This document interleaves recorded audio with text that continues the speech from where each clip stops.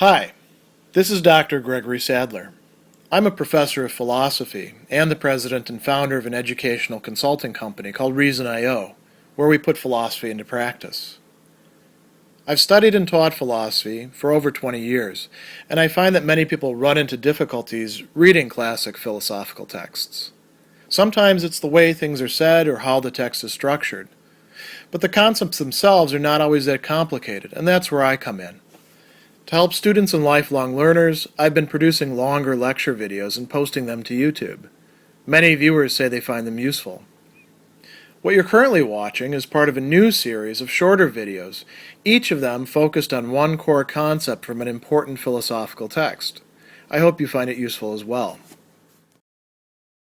In the third part of her work, The Ethics of Ambiguity, Simone de Beauvoir is going to set out what we can call general structures of what we, I suppose, could term a situation of oppression. By this, she doesn't mean one single situation, but situations much more universally. And she's very interested in how freedom plays into these for human beings. So she's going to begin this in the section which is titled Freedom and Liberation, after talking about several different concrete activities of human beings. And she says that one thing that we need to think about is how oppression of human beings separates human beings out, the human world, into what she calls two clans, two groups of people.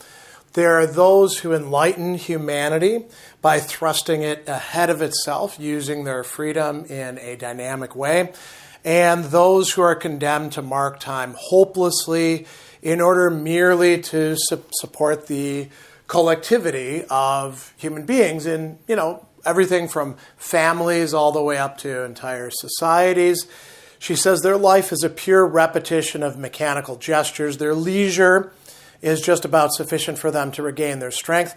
The oppressor feeds himself on their transcendence and refuses to extend it by a free recognition. So they are being effectively exploited, whether they realize it or not. And she's going to talk about two different responses, one of which has to do with a possible response on the part of the oppressed, and one has to do with the oppressor, and it's how they perpetuate the situation and perhaps even assuage their conscience. So she is going to say that the oppressed have only one solution. By that, she means one true solution: to deny the harmony of that humanity from which an attempt is made to exclude him. So there's a human world, and everybody should fit into it. Everybody's got their place. And to say no to that, to deny that as a harmony that's being proposed constantly to one. Why? Because you're conscious that you don't get to participate in it fully, that you don't have a proverbial seat at the table. So what does this do? To prove that one is a human being and free by revolting against the tyrants. And then here's the other counter response. In order to prevent this revolt, one of the ruses of oppression is to camouflage itself behind what she's calling, and she doesn't believe this is the case, a natural situation. Since, after all, one cannot revolt against nature. So this is something that happens over and over again throughout history, and she gives you some examples. When a conservative wishes to show the proletariat is not oppressed, he declares the present distribution of wealth is a natural fact, and there's no means of rejecting it. And doubtless he has a good case for proving that, strictly speaking, he's not stealing from the worker the product of his labor, since the word theft supposes social conventions, which in other respect authorizes this type of exploitation, right? And she says, what the revolutionary means by this word is that the present regime is a human fact, and as so, it's to be rejected. And this leads to a sort of reconsideration of freedom. This is a rejection, she says, of the will of the oppressor. In his turn, from the future towards he was hoping to thrust himself alone, another future is substituted, that of revolution. And it is this future which triumphs, if indeed the oppressed triumph in this. So she says there's two ways of surpassing the given, the social situation as one encounters it. It's something quite different from taking a trip or escaping from prison. In these two cases, the given is present in its surpassing. But in one case, it's present insofar as it's accepted, taking a trip. In the other, insofar as rejected. And that makes a radical difference. And here she says that Hegel has actually confused things in a way that Marx properly criticized him for with his term Aufheben, which can be translated as transcending, sublating. There's a lot of different renditions that are given of this. But Hegel thought that you sort of transcend into a larger, essentially harmonious system, although to be honest, there's plenty of ruptures within Hegel's system throughout history, isn't there? So she talks about revolt, using another important term. Revolt is not integrated into the harmonious development of the world. It doesn't want to be integrated. It wills not to be integrated, but rather to explode at the heart of the world and to break its continuity. We can talk about there being a rupture of the situation. And does this mean that everything changes when you revolt? No. But something changes. Something important in this situation of oppression. And so, she says that, it's no accident if Marx defined the attitude of the proletariat not positively but negatively. He doesn't show it as affirming itself or seeking to realize a classless society, but first attempting to put an end to itself as a class, looking at something in the immediate moment and saying, this is crap. We can't accept this anymore, right? And she goes on and says, all human beings are interested in this elimination of the situation, the oppressor as well as the oppressed, because each one needs to have all people free. And here we're going to talk about very briefly what she's later going to call and identify and explore the sophisms of the oppressor. The sophisms are bad arguments, and the oppressor tells us about oppression and the oppressed. So you could point at people who are being oppressed, exploited, dominated, and say, yeah, but look, they're happy with it. They're fine with it, right? And she says, there are cases where the slave does not know his servitude and where it's necessary to bring the seed of his liberation to him from the outside. His submission is not enough to justify the tyranny which is imposed upon him. The slave is submissive when one has succeeded in mystifying him in such a way. His situation does not seem to him to be imposed by human beings, but to be given by nature, by the gods, by the powers against whom revolt has no meaning. He doesn't accept his condition through a resignation of his freedom because he can't dream of any other. So that's one way that this can go. Another is actually more active, and we're going to talk about that elsewhere. But it has to do with saying, oh, no, you're not the oppressed one. You wanting to get free of your oppression is actually oppressing me. So we'll talk about that later on. Coming back to what she is going to stress here, she stresses the urgency of liberation not being the same for all. Some people are better off than others, and those who are better off and benefiting by the situation as it is will not feel the same sort of urgency about changing it, and are willing to say, in the future, maybe a couple generations, things are going to get better. And so she's going to talk about, and once again invoking Marx, Marx has rightly said it's only to the oppressed that liberation appears as immediately necessary. And she says, as for us, meaning existentialists, she's, engaging with Marxism, but from an existentialist point of view.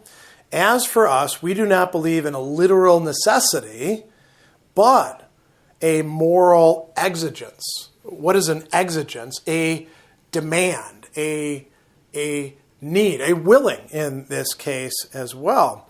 And so she's going to go on and say the oppressed can fulfill his freedom as a person only in revolt, because the essential characteristic of the situation against which they're rebelling is precisely prohibiting them from any positive development. It's only in social and political struggle that his transcendence passes beyond to the infinite. She also points out, too, this is a very important point that I think a lot of people miss. The proletariat is no more naturally a moral man than another. It's possible for them to flee their freedom, dissipate it, vegetate without desire, give themselves up to an inhuman myth, and the trick of enlightened capitalism is to make them forget about their concern with genuine justification, offering them when they leave the factory where a job absorbs their transcendence, diversions in which this transcendence ends by petering out. She talks about the politics of the American employing class, which catches the worker in the trap of sports, gadgets, autos, and refrigerators. Right? So, that we could think about cell phones as well, and gambling, and all sorts of other things. Now, another important point that I think she stresses is, so you've got the oppressors and you've got the oppressed, but it's not quite so simple and straightforward as the oppressors are just going to oppress. That's what they do. She notes that, and she's thinking about this in terms of economics, it's possible for the bourgeois, the people who actually hold capital, can develop it, can invest it, get to decide how society is set up, get to benefit most from it. The bourgeois and the intellectuals, and notice she's not saying these are the same thing, it's possible for them to use their freedom positively at the same time as they can cooperate in the struggle against oppression. Their future is not barred. So she brings up Ponga with post-revolutionary literature. She says the writer, as well as the scientist and the technician, has the possibility of realizing before the revolution is accomplished this recreation of the world, which should be the task of every human being if freedom were no longer enchained anywhere, which is not the case, right? So those are among the intellectual classes that she's talking about. It's possible for anybody in any situation to change their point of view and to work for freedom in these ways, right? It's also possible for things to go wrong. And, she talks about in the Soviet Union, the relation between the building of the future and the present struggle is defined in very different ways according to the moment and circumstances, right? So she's actually seen some of this firsthand, that it didn't live up to its revolutionary, emancipatory potential. And then she brings up another really important point. So she says the problem is complicated in practice by the fact that today oppression has more than one aspect. So she's talked largely in economic terms, proletariat, bourgeois, right? But she notes that the Arabian fella is oppressed by both the sheikhs and the French and English administration. Which of the two enemies is to be combated? Right? There's multiple ways in which people are forced down.